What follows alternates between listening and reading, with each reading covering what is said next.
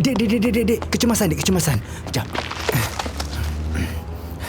Kira aku tak sangka aku akan ceritakan peristiwa ni. Siapa yang kenal aku, tahulah aku ni jenis yang macam mana.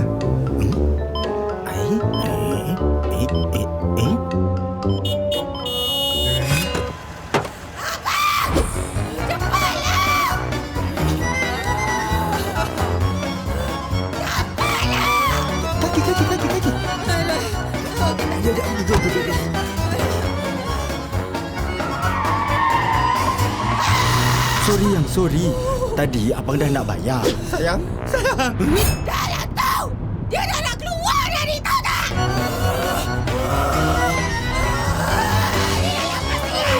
Belah sana. Bukan sini.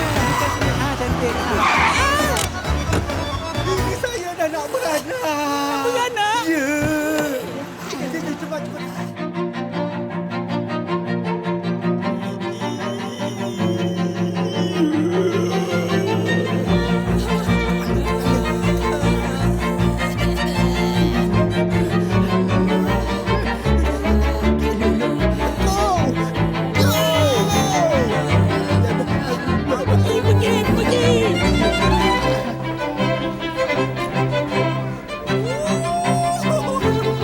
Hari itu bertambah lagi lah perbelanjaan keluargaku.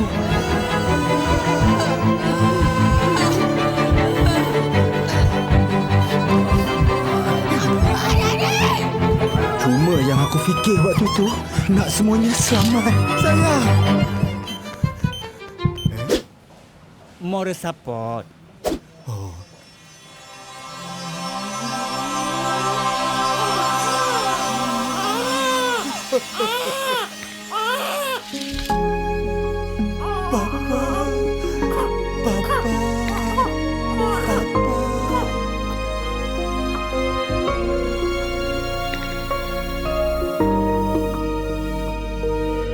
Terima kasih.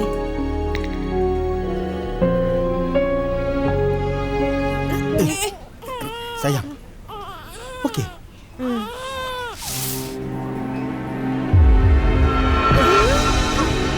Banyaknya. Oh, RM38 je?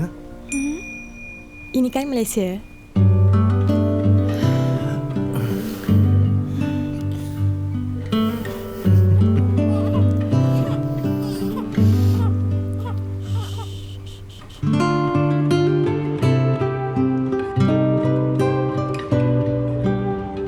Tak apa, saya bayarkan.